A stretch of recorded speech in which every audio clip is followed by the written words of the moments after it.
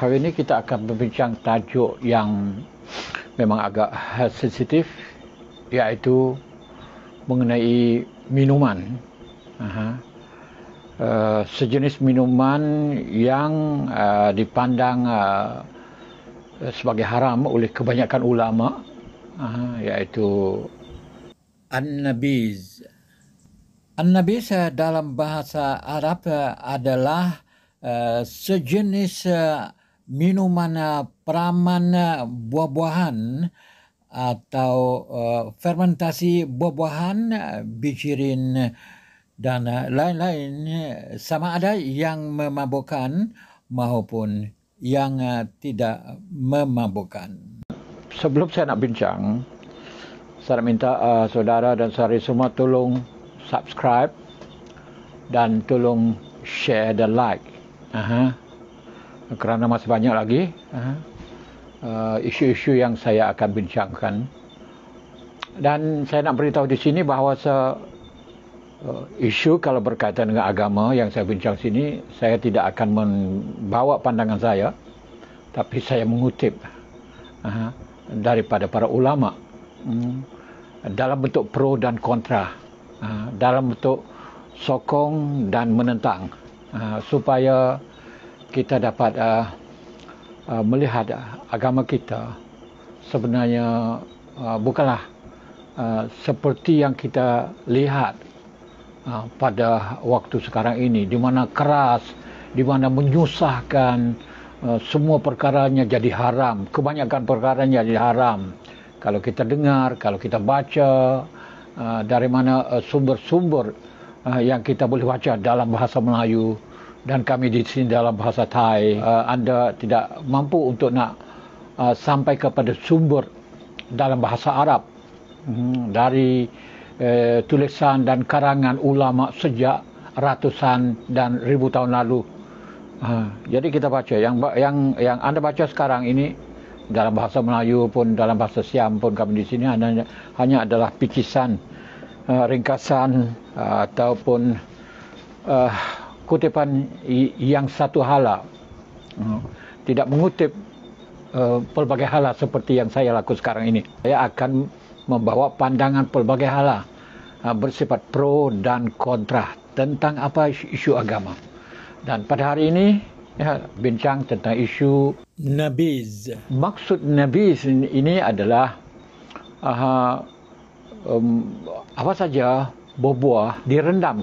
Kalau bahasa Melayu mungkin dipanggil buah rendam, atau buah-buah yang rendam atau buah yang diperam dengan air. Biasanya Nabi peram, letak dalam air, yanbus filma, mana dalam air 3 hari. Selepas 3 hari Nabi dalam beberapa hadis tidak makan, tapi kalau satu hari 2 hari gitu Nabi makan. Itu dipanggil mana Nabiz, yakni air buah kurma atau buah apa saja yang ditinggalkan dalam air dalam semalaman, 2 malam, 3 malam, tapi jangan lebih daripada 3 malam.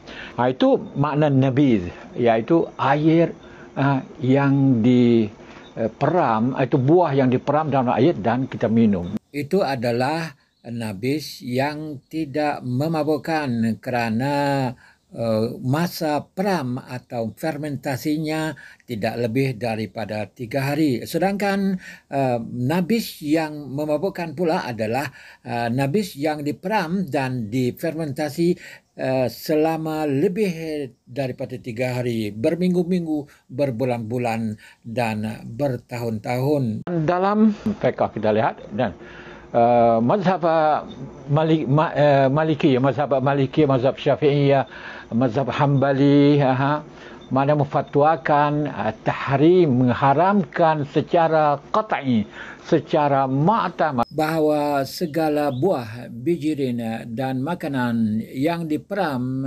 dijeruk dan difermentasikan sehingga menjadi makanan dan minuman yang memabukkan adalah haram. Ini bagi mazhab Syafi'i, Maliki, Hambali. Tiga mazhab ini dengan terang-terang mengharamkan arak, mengharamkan bir, mengharamkan semua perkara yang memabukkan. Ini pandangan mazhab. Ketiga-tiga mazhab ini begitu. Tetapi walau bagaimanapun mereka juga bertolak ansur. Sekiranya kita gali dalam fiqh mereka, fiqh mazhab Syafi'i, fiqh mazhab Maliki, fiqh mazhab Hambali, kita dapat lihat bahawa mereka juga memberi kelonggaran. Ya, ada kelonggaran hukum. Dengan itu kita lihat bahawa dalam ijtihad mazhab-mazhab ini juga membenarkan masalah alkohol di dalam minuman, dalam bir, dibenarkan 0.5%. Tapi saya merujuk kepada setengah-setengah ulama. Ada ulama mengatakan bahawa kalau ada nisbah alkohol di dalam bir itu, di dalam minuman apa saja, kalau 1%, 2%, 3%, masih boleh diminum. Dan ini adalah pandangan salah seorang ulama di kalangan ulama Saudi yang terkenal.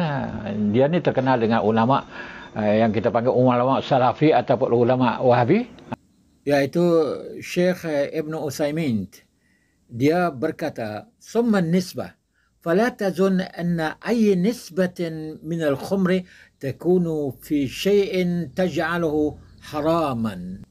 Yang bermaksud tentang kadar arak dalam apa jua makanan. Jangan sangka bahawa kadar arak dalam apa jua makanan menyebabkan ia haram.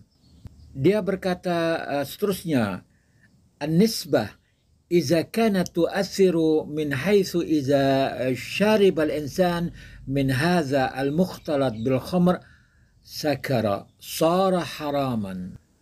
Kadar arak dalam makanan yang dianggap haram, yaitu bila seseorang itu minum makanan yang bercampur dengan arak itu kemudian mabuk, itu barulah jadi haram.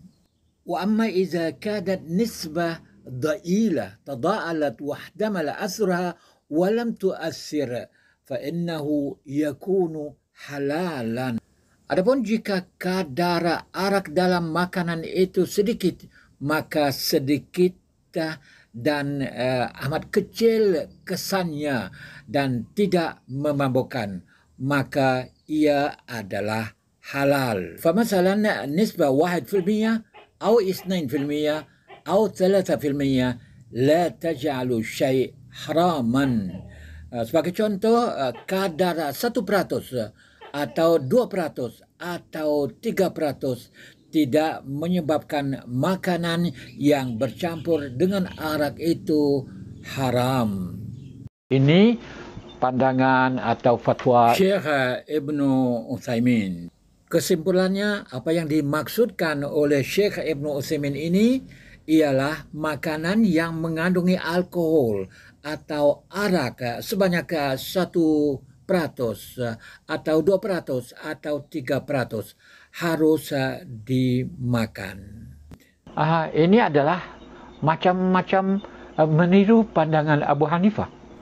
Abu Hanifah berpendapat bahawa arak atau bir yang diperbuat daripada anggur dan kurma itu sahaja yang haram. Diharamkan dua perkara saja yang diharamkan bagi Imam Abu Hanifah. Tapi bukan Abu Hanifah seorang saja.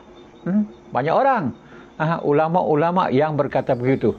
Ibn Rushd Al-Qurtubi dalam kitab Bidayatul Mujtahid menyebut bahawa ulama-ulama Iraq, Ibrahim Nakhai, Sufyan Thawri, Ibn Abi Layla, Sharik, Ibn Shabrama dan Imam Abu Hanifah dan keseluruhan ulama fiqh di Kufah dan kebanyakan ulama di Basrah berkata bahawa innal muharram, yang haram itu, min sa'iril andiza al-musakkarah huwa as-sakar nafsuhu la al-ain, iaitu yang haram pada minuman arak dan bir itu adalah mabuk, bukan minuman itu sendiri.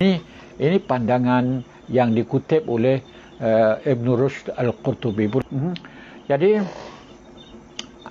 pandangan Abu Hanifah ini, yang haram itu adalah dua sahaja, iaitu kurma, nabiz ataupun bir yang dibuat daripada buah kurma dan anggur. Yang lain kalau buat daripada benda lain, daripada syair. Syair ni ada daripada gandum, sejenis gandum, hintah, daripada hintah. Hintah juga ada sejenis gandum.